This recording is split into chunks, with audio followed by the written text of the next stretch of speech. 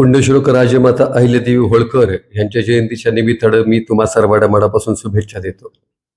भारताच्या इतिहासामध्ये पराक्रमी महापुरुषांचा, त्याचबरोबर या भारताच्या इतिहासामध्ये ज्या महिलांनी पराक्रम गाजवला अशा महिलांचा, अशा महापुरुषांचा जो इतिहास आहे, हा इतिहास आता पुस्तकाच्या पानांच्या पर्यंत मर्यादित राहिलेला नाही.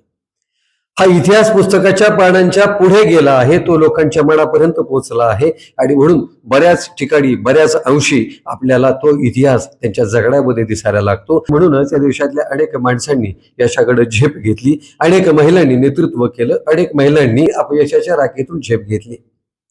खरं तर महापुरुषांचा इतिहास जो आहे, हा इतिहास एका भाषणापुरता मर्यादित नसतो. महापुरुषांचा इतिहास जो आहे, हा इतिहास एका पुस्तकांच्या पुरता मर्यादित नसतो. तो संबंध जगण्यामध्ये आपल्याला आणावा लागतो, तो संबंध जगण्यामध्ये आपल्याला पुरवावा लागतो, संबंध आपल्या वर्तनामध्ये तो आणावा लागतो आणि तेव्हा मग या महापुरुषांच्या एकूण योगदानाचा परिणाम आपल्याला अनुभवता येतो. राजमाता पुण्यश्लोक अहिल्यादेवी होळकर यांच्या जयंतीच्या निमित्तानं आज आपण या ठिकाणी एकत्र जमलोय. राजमाता पुण्यश्लोक अहिल्यादेवी होळकर यांच्या एकूण कारकिर्दीचा आढावा घेत असताना हे भाषण पुरेसं असणार, मात्र काही महत्वाच्या गोष्टींकडे आपल्याला लक्ष वेधावं लागणार आहे. 31 मे 1725 रोजी चौंडी येथे जामखेड तालुक्यात तत्कालीन म्हणजे त्यावेळेचं अहमदनगर आणि आताच अहिल्यानगर या ठिकाणी खरं तर राजमाता अहिल्यादेवी होळकर यांचा जन्म झाला. 1725 हा त्यांचा जन्म काळ आहे. तो आहे नगर जिल्ह्यामध्ये, आताच्या अहिल्यानगरमध्ये. आणि नंतरचा जो कालखंड आहे 1795, हा कालखंड त्यांचा इंदोर मधला आहे, मध्य प्रदेश मधला आहे. 2-3 प्रसंग तुम्हाला राजमाता अहिल्यादेवी होळकर यांचे सांगणार आहे. राजमाता जिजाऊ, माता रमाई, झाशीची राणी लक्ष्मीबाई अशा ज्या आदर्श महिला भारतामध्ये झाल्या, त्या प्रत्येक महिला, आदर्श महिलांच्याकडून या देशातल्या महिलांनी तर घ्यावं, मात्र ते एखाद्या कुटुंबातल्या पुरुषांनी सुद्धा घ्यावं. मी फक्त राजमाता पुण्यश्लोक अहिल्यादेवी होळकर यांच्या जीवनावर प्रकाश टाकताना 2 ते 3 प्रसंग तुम्हाला सांगणार आहे. खंडेराव होळकर यांच्याशी त्यांचा विवाह झाला होता. खंडेराव होळकर यांच्याशी विवाह झाल्यानंतर सुभेदार मल्हारराव होळकर यांच्या घरामध्ये या सून म्हणून आल्या, त्यावेळेला सासू म्हणून गौतमाबाई होळकर यांनी जी भूमिका बजावली, ही भूमिका आजच्या काळामध्ये खूप घेण्यासारखी आणि महत्वाची आहे. त्या ठिकाणी सासू म्हणून त्यांनी जी कर्तव्य पार पडलीत गौतमाबाई होळकर यांनी, ती इतकी महत्वाची होती की त्यांनी अहिल्यादेवी होळकर यांना सुनेसारखं वागवलं, त्याहीपेक्षा त्याला स्वतःच्या मुलीसारखं वागवलं आणि त्याच्याही पेक्षा पुढे जाऊन त्या इंदोर संस्थानच्या त्या महाराणी कशा होतील आणि त्या महाराणी झाल्या पाहिजेत भविष्यात. इंदोर संस्थान हे अहिल्यादेवी होळकर यांच्याच हातामध्ये असणार आहे. त्यासाठी त्यांना शासन, सुशासन, त्याचबरोबर सैनिकी शिक्षण, तलवार चालवणे, काठी लाठी या सगळ्या गोष्टींचं प्रशिक्षण खरं तर गौतमाबाई होळकर यांनी त्यांना दिलं. हे खंडेराव होळकर यांच्याशी विवाह झाल्यानंतर बऱ्याच वेळेला त्यांचे काही प्रसंग सुद्धा असे आहेत की जे प्रसंग घेण्यासारखे. एक प्रसंग असा आहे, एखाद्या स्त्रीने कधी विरोधात असलं पाहिजे. चुकीच्या वेळेला एखाद्या स्त्रीने, एखाद्या महिलेने आपल्या पतीला सुद्धा जाब विचारला पाहिजे आणि तो जाब विचारण्याचे अधिकार, तो जाब विचारण्याची जी काही भूमिका आहे, ती भूमिका त्या पत्नीने घेतली पाहिजे. तो अधिकार तिला असतो. ज्यावेळेला लढाई झाली, लढाई मोहीम झाली, युद्ध मोहिमेनंतर खंडेराव होळकर यांनी जी संपत्ती आणली होती, ती संपत्ती त्यांनी सरकारी खजिन्यात जमा न करता ती थेट होळकर वाड्यात आणली. हे ज्यावेळेला राजमाता अहिल्यादेवींच्या लक्षात आलं, त्यावेळेला त्यांनी असं सांगितलं की स्वामी, हा सरकारी खजाना आहे आणि हा तुम्ही थेट वाड्यात आणला, तो कर सरकारीमध्ये जमा करायला पाहिजे. मात्र त्यांनी ते ऐकलं नाही. त्यावेळेला त्याच रात्री राजमाता पुण्यश्लोक अहिल्यादेवी होळकर यांनी चादरी एकत्रित केल्या, त्या चादरीमध्ये सारा खजाना एकत्रित केला आणि तो खजाना त्याच रात्री सरकारी खजिन्यामध्ये जमा केला. हा जो भाव आहे ना, ही जी स्वराज्याबद्दलची जी भावना आहे ना, ही भावना राजमाता पुण्यश्लोक अहिल्यादेवी होळकर यांच्यामध्ये होती. त्याच्यापेक्षा आज याच्यातून घ्यायचंय काय, प्रत्येक नवरा हा आपल्या बायकोवर प्रेम करत असतो, घरावर प्रेम करत असतो. मात्र पत्नीचा सुद्धा अधिकार असतो की जर नवरा चुकत असेल, तर चुकीच्या वाटेवर जात असेल, तर तो चुकीच्या वेळेला त्या नवऱ्याला जाब विचारण्याची ताकद प्रत्येक पत्नीमध्ये असली पाहिजे आणि तो जाब विचारणं म्हणजे घर वाचवणं असतं. ही गोष्ट यातून घेण्यासारखी. दुसरा एक प्रसंग असा आहे की जो राजमाता अहिल्यादेवी होळकर यांच्या जीवनामधला घडलेला आहे आणि तो अतिशय महत्वाचा आहे. ज्यावेळेला खंडेराव होळकर यांचं निधन झाल्यानंतर सतीप्रथा त्यावेळेला अंमलात होती आणि त्यावेळेला सतीप्रथा अंमलात होती आणि खंडेराव होळकर यांचं निधन झाल्यानंतर त्या सती जायला निघाल्या होत्या, त्याची तयारी चालू होती. त्यावेळेला त्यांची सासू गौतमाबाई होळकर ह्या समोर आल्या आणि त्यांनी घट्टपणे राजमाता अहिल्यादेवी होळकर यांना मिठी मारली आणि सांगितलं की मी तुला सती जाऊ देणार नाही, तुझ्या घरातली माय आहे, तुला या बांड्या झेंड्याची आण आहे, तुला त्याची लाज राखायची आहे. आणि त्यानंतर मग सुभेदार मल्हारराव होळकर यांनी सुद्धा गौतमबाई होळकर यांच्या सुरात सूर मिळवून अहिल्यादेवी होळकर यांना सती जाण्यापासून वाचवलं. पुढे एक वर्षाळी ज्या वेळेला खंडेराव होळकर यांचं वर्षश्राद्ध आलं त्यावेळेला बरीच माणसं पै पाहुणे एकत्र आली आणि ते कुजबुज करायला लागले की अहिल्यादेवी होळकर सती का गेल्या नाही, त्या जिवंत कशा. ही कुजबूज ज्या वेळेला गौतमबाईंच्या लक्षात आली त्यावेळेला त्यांनी सुभेदार मल्हारराव होळकरांच्या निदर्शन आणून दिली. सुभेदार मल्हारराव होळकर पुढे आले, त्यांनी सांगितलं की याद राखा, यापुढे पुढे एक शब्द उच्चारला तर त्या सती जाणार नाही, त्या सतीचं रोखण्याचं काम मी केलंय आणि यापुढे जर तुम्ही त्याबद्दल काही बोलाल तर तुम्हाला तुमच्या जिभे सखट जाळेन. म्हणजे ही म्हणण्याची धमक सुभेदार मल्हारराव होळकरांच्या मध्ये होते.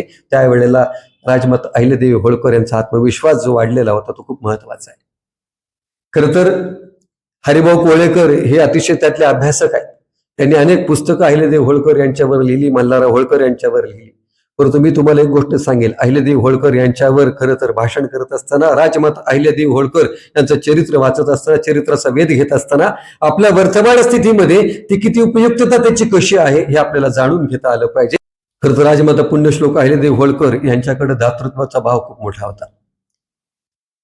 दातृत्वाचा भाव खूप मोठा होता.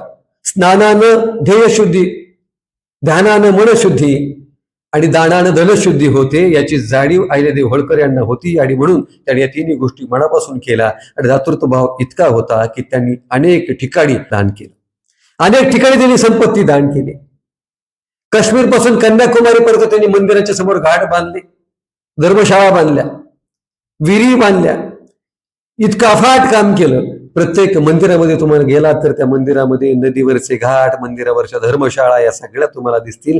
बहुतांश त्या राजमाता पुण्यश्लोक अहिल्यादेवी होळकर यांनी उभा केलेल्या आहेत.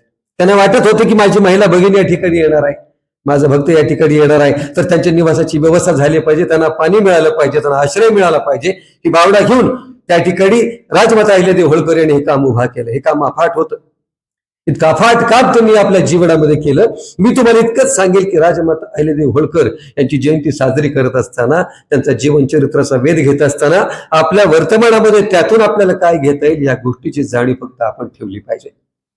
राज्यकारभार कसा करावा, सुशासन कसं असावं, त्या ठिकाणी न्याय व्यवस्था कशी असली पाहिजे, एखादा न्याय देण्याची भूमिका कशी असली पाहिजे, राजमाता अहिल्यादेवी होळकर यांच्याकडनं शिकण्यासारखं आहे.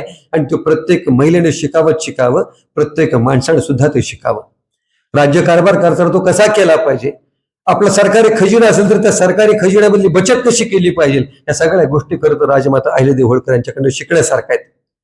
ज्या देशभरामध्ये त्यांनी घाट बांधले, मंदिरं बांधली, त्या ठिकाणी धर्मशाळा उभा केल्या, त्या धर्मशाळा उभा करत असताना, घाट उभा करत असताना राजमाता पुण्यश्लोक अहिल्यादेवी होळकर यांनी सरकारी खजिना वापरला नाही. त्यांनी स्वतःच्या खजिन्यातली ही रक्कम वापरली जी त्यांनी दान केलेली. आणि म्हणून त्यांची जयंती साजरी करत असताना या सगळ्या गोष्टींकडे आपल्याला पाहता आलं पाहिजे. आपल्याला सुद्धा न्याय देण्याची भूमिका आपल्यामध्ये निर्माण झाली पाहिजे. ज्यावेळेला आपण कौटुंबिक पातळीवर वाद होतात ना, सासूनी सुनेबरोबर सुद्धा कसं वागलं पाहिजे हे गौतमबाई होळकरकडनं शिकलं पाहिजे. आणि सासूचा आदर कसा केला पाहिजे हे राजमाता अहिल्यादेवी होळकरांकडून शिकलं पाहिजे. सासरा म्हणून सुभेदार मल्हारराव होळकरांची जी भूमिका होती, ती भूमिका ज्या पद्धतीने त्यांची अहिल्यादेवी होळकर यांच्याबद्दलची होती, तीच भूमिका वर्तमानामध्ये प्रत्येक सासऱ्याची सुनेबद्दलची असली पाहिजे. लक्षात घ्या की चरित्र खूप आहेत. या महापुरुषांनी या देशासाठी खूप मोठं योगदान दिलंय. त्याच पद्धतीनं राजमाता जिजाऊंनी जसं योगदान दिलं, रमाई माता रमाईंनी खरं तर फार त्यांच्या पातळीवर त्यांनी बाबासाहेबांच्यासाठी एक योगदान दिलंय. तर झाशीची राणी लक्ष्मीबाई यांनी पण त्या पद्धतीचं योगदान दिलंय. अशा अनेक महाराण्या आपल्या देशामध्ये होऊन गेल्या की ज्यांनी या देशासाठी योगदान दिलं. अशा अनेक महापुरुष होऊन गेले. छत्रपती शिवाजी महाराजांपासून ते अगदी अण्णाभाऊ साठेंपर्यंत प्रत्येकाने आपापल्या परीने योगदान दिलं. पुण्यश्लोक अहिल्यादेवी होळकर यांना पण पुण्यश्लोक म्हणूनच म्हणतो, कारण पुण्यश्लोक हा मराठी आणि संस्कृत मधला एक आधाराचा शब्द आहे. पुण्य याचा अर्थ आहे चांगलं, सत्कर्म आहे, आणि श्लोक याचा अर्थ आहे कीर्ती. म्हणजे ज्याचं पुण्य, ज्याची कीर्ती अनंत काळ लक्षात ठेवावी, अनंत काळ ती पोचते, तो पुण्यश्लोक असतो. खरं तरी पुण्यश्लोक उपाधी आहे ना, ही पुण्यश्लोक उपाधी ही राजमाता अहिल्यादेवी होळकर यांना दिली होती. छत्रपती शिवाजी महाराजांना सुद्धा पुण्यश्लोक म्हणलं जातं.